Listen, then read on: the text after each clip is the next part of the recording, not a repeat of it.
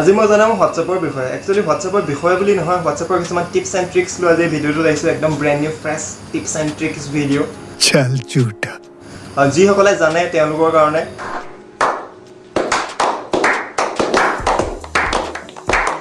আৰু যিসকলে নাজানে তেওঁলোকৰ কাৰণে একদম ব্ৰেণ্ড নিউ ফ্ৰেছ ভিডিঅ' হয়। ভিডিঅ'টো শেষলৈকে চাব, কিছুমান সৰু সৰু টিপছ দিয়া আছে হোৱাটছএপৰ বিষয়ে। ভিডিঅ'টো শেষলৈকে চাব। আহক ভিডিঅ'টো আৰম্ভ কৰোঁ।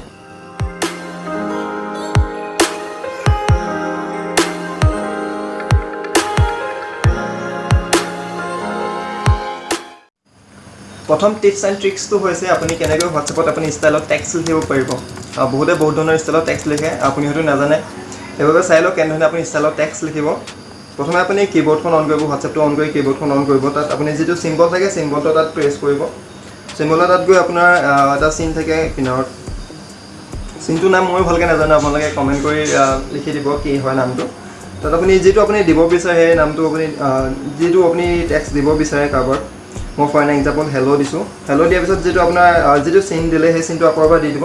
দেখিলে যে তাত আৰু এটা যিটো টেক্সট আছে টেক্সটটো বেলেগ এটা ষ্টাইল হৈ গ'ল। ঠিক এনেধৰণে আৰু কিছুমান ষ্টাইল আছে। ষ্টাইলটো হৈছে আপোনাৰ ষ্টাৰ প্ৰেছ কৰিব। ষ্টাৰ প্ৰেছ কৰাৰ পিছত আপুনি যিটো টেক্সট দিব বিচাৰে সেইটো টেক্সট দিব পাৰে। তাৰপৰা আকৌ যিটো ষ্টাৰ আছে ষ্টাৰটো আকৌ দি দিব। দেখিলে যে আকৌ যিটো আপোনাৰ টেক্সট আছে টেক্সটটো আকৌ বেলেগ এটা ষ্টাইলত হৈ গ'ল। ঠিক এনেধৰণে আৰু এটা ষ্টাইল আছে। চিম্বলটো অন কৰিব। চিম্বল অন কৰাৰ পিছত আপোনাৰ যিটো চিন আছে সেইটো, তাৰপিছত যিটো আপুনি টেক্সট দিব বিচাৰে সেই টেক্সটটো দিব পাৰে। তাৰপিছত আকৌ যিটো চিন আছে সেইটো চিনকে দি দিব। মই দেখাই দি আছোঁ। দেখিলে যে এনেধৰণে কিছুমান টেক্সট বেলেগ বেলেগ ষ্টাইলত দিব পাৰে। যিটো গোটেই তিনিটা যিটো ষ্টাইল আছে গোটেই তিনিটাৰ ষ্টাইলটো অলপ চেঞ্জ হৈ আছে। ঠিক এনেধৰণে কিছুমান টেক্সট আপুনি ষ্টাইলত দিব পাৰিব। 2 নম্বৰ টিপছ এণ্ড ট্ৰিক্সটো হৈছে আপুনি কাৰোবাৰ মেছেজ কেনেকৈ হাইড কৰিব আপোনাৰ হোৱাটছএপৰ পৰা। একচুৱেলি এইটো কোনো ধৰণৰ হাইডিঙৰ অপশ্যন নহয়, এইটো এচিভ মেছেজ বুলি কয়। এইটো অপশ্যন আপুনি কেতিয়াবা এপ্লাই কৰিব পাৰে আপোনাৰ কাৰোবাৰ যদি আপুনি মেছেজবোৰ হাইড কৰিব বিচাৰে। এইটো এচিভ মেছেজ কৰিবৰ কাৰণে আপুনি আপুনি যিবোৰ মেছেজ আপুনি হাইড কৰিব বিচাৰে তাত আপোনাৰ যিটো নাম থাকে তাত আপুনি লং প্ৰেছ কৰিব। লং প্ৰেছ কৰাৰ পিছত আপোনাৰ যিটো ওপৰত এটা অপশ্যন থাকে 3 ডটৰ কিনাৰ অপশ্যনটো, 3 ডটৰ কিনাৰ অপশ্যনটো আপুনি ক্লিক কৰিব। তলত লিখিলে যে ওৱান শ্বট এচিভ, যিহেতু এইটো ওৱান শ্বট এচিভ হৈ গ'ল। যিহেতু এতিয়া যিটো মেছেজ আছে মেছেজখিনি এচিভ ছেটত যিখন লিষ্ট থাকে তালৈ গুচি গ'ল। ইয়াত আপুনি বৰ্তমান এইটো যিটো মেছেজ থাকে সেইখিনি আপুনি ইয়াত দেখি নাপায় যে আপুনি এচিভ কৰিলে। এইটো আনএচিভ কৰিবৰ কাৰণে আপুনি একেবাৰে তলত এটা অপশ্যন থাকে, একেবাৰে তলত এচিভ বুলি থাকে। এচিভত গৈ আপুনি যিটো ইয়াত আকৌ লং প্ৰেছ কৰিব। লং প্ৰেছ কৰাৰ পিছত আপোনাৰ যিটো 3 ডটৰ কিনাৰ অপশ্যন আছে 3 ডটৰ কিনাৰ অপশ্যনটো আপুনি আকৌ এবাৰ প্ৰেছ কৰি দিব। দেখিব যে আপুনি যিটো এচিভ মেছেজ কৰিছিলে এইটো আকৌ য'ত আছিলে তালৈকে গুচি আহিলে। যিটো আপোনাৰ চাৰ্ট লিষ্টত আছিলে তালৈকে গুচি আহিলে। এইটো টিপছ এণ্ড ট্ৰিক্সটো কেতিয়াবা এপ্লাই কৰিব পাৰে কাৰোবাৰ যদি মেছেজ আপুনি হাইড কৰিব বিচাৰে।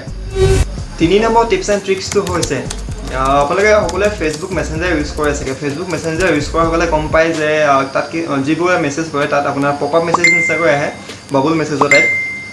ঠিক এনেধৰণৰ আপুনি যিবোৰ মেছেজ আহে হোৱাটছএপ মেছেঞ্জাৰ অনুসৰি ঠিক এনেধৰণে আপুনি ফেচবুক হোৱাটছএপ মেছেঞ্জাৰটো আপুনি ইউজ কৰিব পাৰে তেনেকুৱা ধৰণৰ পপ আপ মেছেজৰ দ্বাৰা। তাৰ কাৰণে আপুনি এটা এপ্লিকেশ্যন ডাউনলোড কৰিব লাগিব। আপুনি গুগল প্লে ষ্ট'ৰ পৰা গুগল প্লে ষ্ট'ৰত আপুনি এপ্লিকেশ্যনটো টাইপ কৰিব হোৱাটছএপ বাবুল বুলি। ঠিক আছে, হোৱাটছএপ বাবুল এপটো আপুনি ডাউনলোড কৰি ইনষ্টল কৰি ল'ব। ইনষ্টল কৰাৰ পিছত আপোনাৰ যিটো ছেটআপ থাকে এপৰ ছেটআপটো কৰি ল'ব।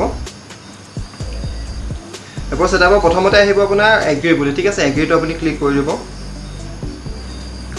এগ্ৰীটো ক্লিক কৰাৰ পিছত আপোনাৰ যিটো ছেটআপ থাকে এপৰ ছেটআপটো আপুনি সম্পূৰ্ণভাৱে ছেটআপ কৰি ল'ব। যদি ছেটআপ নকৰে এপটো তেতিয়া আপোনাৰ ভালদৰে কাম নকৰিব। ছেটআপ কৰাৰ পিছত কিছুমান আপোনাৰ পাৰ্মিশ্যন এলাউ কৰিব লাগিব। পাৰ্মিশ্যনটো আপুনি এলাউ কৰি দিব, একচেপ্টেড। পাৰ্মিশ্যনটো এলাউ কৰি দিয়াৰ পিছত এলাউ কৰাৰ পিছত আপুনি ষ্টাৰ্ট কৰি দিব। ঠিক আছে, এলাউ কৰাৰ পিছত ষ্টাৰ্ট কৰি দিব। ষ্টাৰ্ট কৰাৰ পিছতে সম্পূৰ্ণভাৱে যিটো এপ আছে এপটো আপোনাৰ অলৰেডি ছেটআপ হৈ গৈছে। ঠিক আছে, ফৰ এন এক্সাম্পল মই আপোনাক এক্সাম্পল হিচাপে দেখাই দি আছোঁ এটা। দেখিবলৈ পাইছে ঠিক এনেধৰণে আপোনাৰ যিটো হোৱাটছএপ মেছেঞ্জাৰ ফেচবুক মেছেঞ্জাৰ থাকে ফেচবুক মেছেঞ্জাৰৰ দৰে আপোনালোকৰ হোৱাটছএপ মেছেঞ্জাৰ আপুনি ইউজ কৰিব পাৰে। ঠিক এনেধৰণে কিছুমান Babul message pop up message আপুনি আপোনাৰ হোৱাটছএপত আপুনি এড কৰিব পাৰে। আজিৰ ভিডিঅ'টোত ইমানেই জনালোঁ, 3টা হোৱাটছএপ টিপছ এণ্ড ট্ৰিক্সৰ বিষয়ে জনালোঁ। যদি ভিডিঅ'টো চাই ভাল পালে তেনেহ'লে ভিডিঅ'টো লাইক কৰিব, কমেণ্ট কৰিব আৰু আপোনালোকৰ বন্ধু বৰ্গলৈ আপুনি ভিডিঅ'টো শ্বেয়াৰ কৰি দিব যাতে তেওঁলোকে এই টিপছ এণ্ড ট্ৰিক্সকেইটা পায়। আৰু চেনেলটো ছাবস্ক্ৰাইব কৰি ল'ব। কিনাৰতে থকা আপোনাৰ যিটো বেল আইকন আছে সেইটো আপুনি অন কৰি ল'ব। আজিৰ ভিডিঅ'টোত ইমানেই। ধন্যবাদ। জয় আই অসম।